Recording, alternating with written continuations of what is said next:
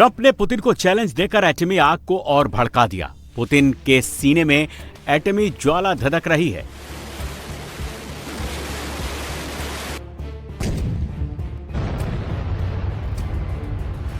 तो वहीं दूसरी ओर यूक्रेन में पुतिन की आर्मी ज़ेलेंस्की की सेना पर भारी पड़ती जा रही है।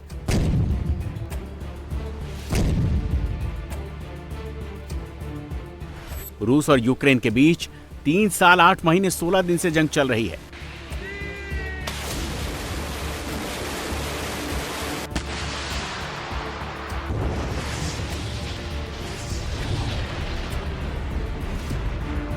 पुतिन की आर्मी यूक्रेन की नई बस्तियों पर कब्जा कर रही है।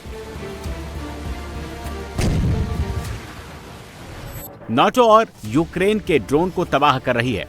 क्रास्नोयार मैक्स की ओर जाने वाली हर ड्रोन को पुतिन की सेना अत्याधुनिक हथियारों से आसमान में ही बर्बाद कर रही है।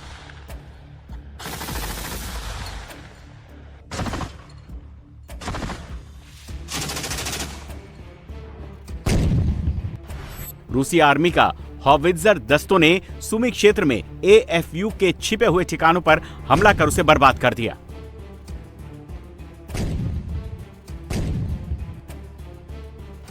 पुतिन की आर्मी के वोस्तोक ग्रुप के तोपखाने ने ज़ेपोरिज़िया में यूक्रेनी सेना के एएफयू के ठिकानों को तबाह कर दिया।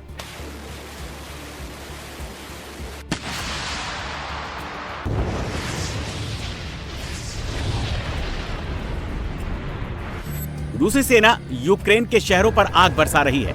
रूसी सेना का 80वीं Arctic separate motorized rifle brigade यूक्रेनी सेना पर कहर बनकर टूट रही है।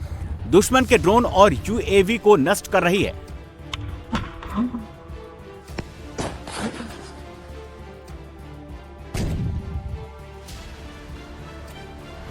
यह यूक्रेन का मोर्नेग्राद शहर है।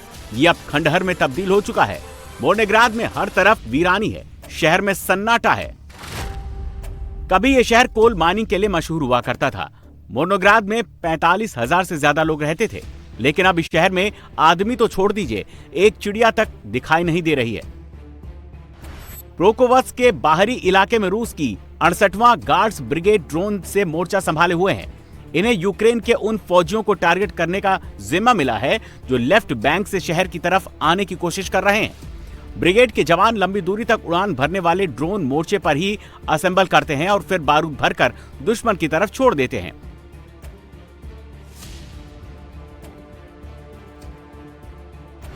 ज़ेलेंस्की और उनकी आर्मी रोज दावा करते हैं कि प्रोवोस्क में बहुत बड़ी लड़ाई चल रही है। उनकी फौज धीरे धीरे आगे बढ़ रही है और रूसी फौजों को पीछे ढकेल रही है। सच्चाई इन तस्वीरों से समझिए। ये तस्वीरें ड्रोन कैमरे से ली गई हैं। पूर्वी यूक्रेन का सबसे बड़ा कमर्शियल हब पूरी तरह वीरान नजर आता है। जो शहर कोयला खदानों का हब था, जहां ट्रांसपोर्ट का बड़ा बिजनेस था, जहां सैकड़ों फैक्ट्रियां थीं, वहां अब सन्नाटा पसरा है। प्रोवोक्स में कहीं कोई इंसान नजर नहीं आता। ज्यादातर मकानों की छतें बमों के हमले से काली नजर आती हैं। ड्रोन हमलों में ज्यादातर बिल्डिंगें खंडहर नजर आती हैं। प्रोवोक्स का बड़ा हिस्सा गाजा की तरह खंडहर दिखने लगा है। फिर भी ज़ेलेंस्की कह रहे हैं कि हालात मुश्किल लेकिन कंट्रोल में है। अब चलती हुई कार से ली गई ये तस्वीरें इस शहर के बाहरी हिस्से की देखिए। सड़क के किनारे वाली कोई इमारत सलामत नहीं बची। गाड़ियां जला दी गई हैं, लोग मारे गए हैं या तो भाग गए हैं। मगर बादशाह सलामत ज़ेलेंस्की को अब भी लगता है कि सिर्फ 314 रूसी सैनिक हैं जिन्हें वो हरा नहीं पा रहे।